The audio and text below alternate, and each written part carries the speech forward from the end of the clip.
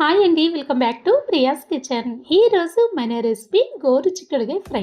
గోరుచిక్కుడుకాయ ఎప్పుడు వండినా ఈ స్టైల్లో ఒక్కసారి వండి చూడండి. ఇది పప్పులోకి రసంలోకి చాలా బాగుంటుంది. వట్టిది తిన్నా కూడా రైస్ చక్కగా కలుస్తుంది. ఇది చేసుకోవాలి అంటే ముందుగా ఇలా గోరుచిక్కుడుకాయలు తీసుకోవాలి. మనం తీసుకున్న గోరుచిక్కుడుకాయలని కట్ చేయకుండానే ఇలా బాగా క్లీన్ చేసుకోవాలి. ఇలా క్లీన్ చేసిన తర్వాత ఇప్పుడు స్టవ్ మీద ఒక పెద్ద గిన్నె ఉంచి అందులో ఒక 1/2 లీటర్ వరకు వాటర్ పోసుకోవాలి. పైన మనం గోరుచిక్కుడుకాయలు పెట్టుకున్న గిన్నెని ఇలా సెట్ చేయాలి. ఈ గిన్నెని ఒకసారి గమనించండి. ఇలా రంధ్రాలు ఉన్న గిన్నె అయితే ఈ వాటర్ కాగి ఆవిరి వచ్చి ఇవి చాలా త్వరగా కుక్ అయిపోతాయి. డైరెక్ట్గా వాటర్లో వేసి కుక్ చేసేదానికంటే ఇలా కుక్ చేయటం వల్ల ఇందులో ఉన్న పోషకాలు వాటర్లో కలవకుండా ఉంటాయి. దీనిపైన ఇప్పుడు మనం మూత పెట్టేసుకుని ఒక 5 నిమిషాలు కుక్ చేస్తే చాలండి, చక్కగా కుక్ అయిపోతాయి. ఇవి మరలా కుక్ అయిన తర్వాత నేను చూపిస్తాను మీకు.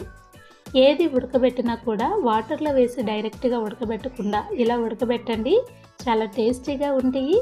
ఇందులో ఉన్న ప్రోటీన్స్ మన బాడీకి అందుతాయి. 5 నిమిషాల తర్వాత చూడండి, చక్కగా కలర్ మారి ఇలా కుక్ అవుతాయి. ఇప్పుడు స్టవ్ ఆఫ్ చేసుకుని ఇవి కాస్త చల్లారిన తర్వాత ఈ గోరుచిక్కుడుకాయలకి నారు ఉంటుంది కదా, ఆ నారని ఇప్పుడు తీసేసుకోవాలి. మనం పచ్చిగా ఉన్నప్పుడు తీస్తే అంత కరెక్ట్గా ఈ నార రాదు. కానీ ఉడకబెట్టిన తర్వాత తీసేరు అంటే కొంచెం కూడా పీసు లేకుండా చక్కగా వచ్చేస్తుంది. ఇలా తీసిన తర్వాత మీకు నచ్చిన విధంగా మీడియం సైజులో ఇలా ముక్కల కింద కట్ చేసుకోవాలి. మనం తీసుకున్న గోరుచిక్కుడుకాయలన్నీ ఇలా కట్ చేసుకుంటే ఈజీగా తీసుకోవచ్చు. నార చూడండి చక్కగా సపరేట్ అయిపోతుంది.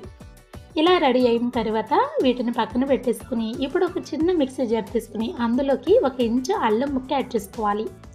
తర్వాత వెల్లుల్లిపాయలు 1 పాయ యాడ్ చేసుకోవాలి. తర్వాత ఒక 4-5 పచ్చిమిరకాయలు యాడ్ చేసుకోవాలి. ఈ కర్రీకి పచ్చిమిరకాయలు చాలా బాగుంటాయండి, కొంచెం ఎక్కువ యాడ్ చేసుకోండి. తర్వాత ఎండు కొబ్బరి, 1 గుప్పెడు కరివేపాకు కూడా నేను ఇందులోనే యాడ్ చేస్తున్నాను. ఇలా అన్నీ యాడ్ చేసిన తర్వాత ఇప్పుడు గ్రైండ్ చేసుకోవాలి. గ్రైండ్ చేసిన తర్వాత మీకు చూపిస్తున్నా చూడండి, ఇలా కాస్త గచ్చావచ్చాగా గ్రైండ్ చేయాలి. తర్వాత ఇందులోనే మనం కర్రీకి సరిపడా సాల్ట్ యాడ్ చేసుకోవాలి. తర్వాత ఇందులోనే మనం కర్రీకి సరిపడా కారం కూడా యాడ్ చేసుకోవాలి. పచ్చిమిరకాయలు కాస్త ఎక్కువ యాడ్ చేసాం కాబట్టి కారం చూసి యాడ్ చేసుకోండి.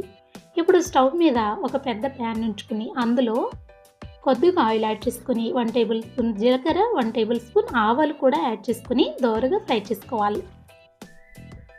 ఈ ఫ్రై చేసేటప్పుడు ఇలా కాస్త పెద్దగా ఉన్న గిన్నె కనుక మీరు తీసుకున్నారనుకోండి చక్కగా ఫ్రై అవుతాయి, చాలా బాగుంటుంది. ఇప్పుడు కట్ చేసుకున్న ఆనియన్ యాడ్ చేసుకోవాలి. మనం అన్నీ మిక్సీలో వేసుకున్నాం కానీ ఆనియన్ మాత్రం మిక్సీలో వేసుకోవద్దు. ఎందుకంటే గోరుచిక్కుడుకాయ కాస్త స్వీట్ ఎక్కువ ఉంటుంది, అందుకని ఆనియన్ని కట్ చేసి వేసుకోవాలి. తర్వాత మనం రెడీ చేసుకున్న ఈ మసాలాని యాడ్ చేసుకోవాలి. ఇలా యాడ్ చేసి ఫ్లేమ్ని సిమ్లో ఉంచి ఈ మసాలాలో పచ్చి వాసన పోయి లైట్గా అడుగు పట్టుకునేంత వరకు ఫ్రై చేసుకోవాలి. ఇప్పుడు మరలా కొంచెం కరివేపాకు యాడ్ చేస్తున్నాను నేను. మీకు ఇష్టమైతే యాడ్ చేసుకోండి, లేదంటే స్కిప్ చేయండి. ఇది కాస్త కలర్ మారాలి, లైట్గా అడుగు పట్టుకోవాలి. ఈ ఒక్క పొడి మనకి ఉంది అనుకోండి, ఇంకేమీ యాడ్ చేయవసరం లేదు. మనం ఒలిసి పక్కన ఉంచుకున్న గోరుచిక్కుడుకాయలు మొత్తం యాడ్ చేసుకుని ఇలా స్లోగా బాగా కలుపుకోవాలి. ఇలా కలిపేటప్పుడు కూడా మీరు ఫ్లేమ్ని సిమ్లోనే ఉంచుకోవాలి, అడుగు పట్టుకోకుండా ఉంటుంది.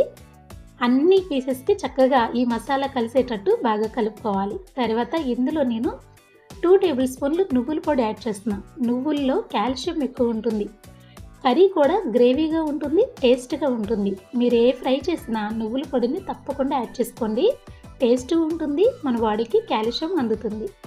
ఇలా బాగా కలిపిన తర్వాత ఇందులో చివరిగా మనం ఇష్టమైతే కొంచెం కొత్తిమీర యాడ్ చేసుకోవచ్చు. చూడండి మసాలా మొత్తం చక్కగా పట్టుకుని ఇలా ఉంటుంది. అదే మీరు పచ్చి ఫ్రై చేశారనుకోండి ఇలా అయితే రాదు. కొంచెం కొత్తిమీర వేసుకొని దింపేసిన తర్వాత సర్వింగ్ బౌల్లోకి యాడ్ చేసినాక మీకు చూపిస్తున్నారు చూడండి. ఈ కర్రీ ఇలా చేశారు అంటే చాలా టేస్టీగా ఉంటుంది. ముఖ్యంగా సాంబార్లోకి, రసంలోకి గోరుచిక్కుడుకాయ ఫ్రై చాలా బాగుంటుంది. మీరు ఎప్పుడైనా ఇలా చేశారో లేదో ఒక్కసారి ట్రై చేయండి. మన వీడియో మీకు నచ్చితే మీకు తెలిసిన వారికి, మీ ఫ్యామిలీ మెంబర్స్కి, మీ ఫ్రెండ్స్కి మన వీడియోలు షేర్ చేయండి. ఈ రెసిపీని మీరు తప్పకుండా ట్రై చేయండి. మీరు చేసినప్పుడు ఈ టేస్ట్ని మీరు ఎలా ఎంజాయ్ చేశారో కామెంట్ సెక్షన్లో నాతో షేర్ చేసుకోండి. Thank you.